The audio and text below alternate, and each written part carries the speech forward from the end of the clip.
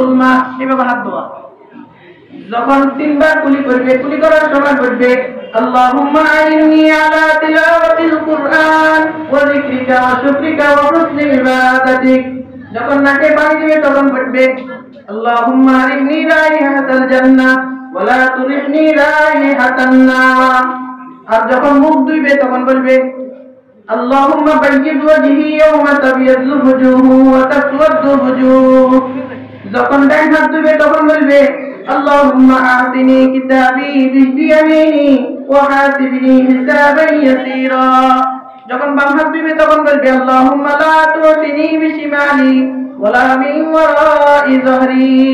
যখন মাথা নত করবে তখন বলবে আল্লাহুম্মা আযিল্লানি তাহতা যিল্লি আরশিকা ইয়াওমা লা যিল্লা ইল্লা যিল্লু আরশিক।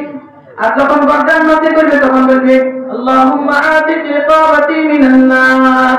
যখন কান মাসে করবে তখন বলবে আল্লাহুম্মা আল্লাহুম্মা আল্লাহুম্মা আতিনি কিতাবি আল্লাহুম্মা ইসমা। একটি দোয়া আছে, মনে আসতেছে না? ডান পা দোয়ার সময় বলবে আল্লাহুম্মা সাব্বিত কদমাইয়া আলাস সিরাতি ইয়াওমা তাদিল্লুল আকদাম। আর যখন বাম পা দিবে তখন বলবে আল্লাহুম্মা জাআল যাম্মি মাগফুরান ওয়া সা'i মাশকুরান ওয়া তিজারাতি লান তাবুর।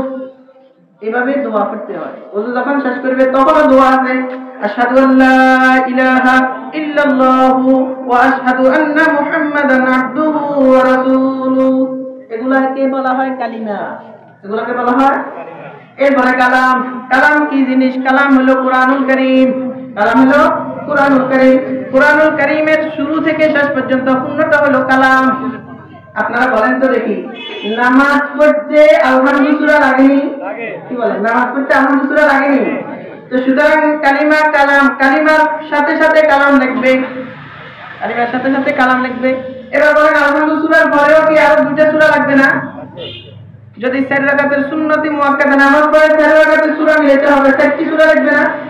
কমপক্ষে 4টি সূরা লাগবে। আপনি আর 4টি সূরা মিলান। আপনি আলাম তারা পড়েন, লিলাহি পড়েন, আরাইতাল্লাযী পড়েন, ইন্না আতাইনা পড়েন, কুলিয়া পড়েন, ইজা জা পড়েন, তাব্বাত ইয়াদা পড়েন, কুল হুয়াল্লাহ পড়েন, কুল আউযু বিরাব্বিল ফালাক পড়েন, কুল আউযু বিরাব্বিন নাস পড়েন। এই 10 সূরার যে কোনো 4টি সূরা আপনাকে জানতে হবে। এগুলো হলো কালাম। এগুলো হলো কি? তাহলে আবার পূর্বের কথায় আসি। আমাদেরকে মুসলমানের মতো জীবন যাপন করতে গেলে 4 প্রকারের ইলমের প্রয়োজন। 1 নম্বর কালিমা কালাম, 1 নম্বর। 2 নম্বর ওযু গোসল, 2 নম্বর ওযু গোসল। ওযুতে 4টি ফরজ আছে, ওযু করার তরিকা আছে। কেউ যদি ওযুতে 4 ফরজ জানে না, সে যদি ওযু করে সারা জীবন ভর ওযু করে কিন্তু ওযু 4 ফরজ জানে না, ওযু 4 ফরজ আদায়ও করতে করলো না, সে ব্যক্তি নামাজ পড়বে।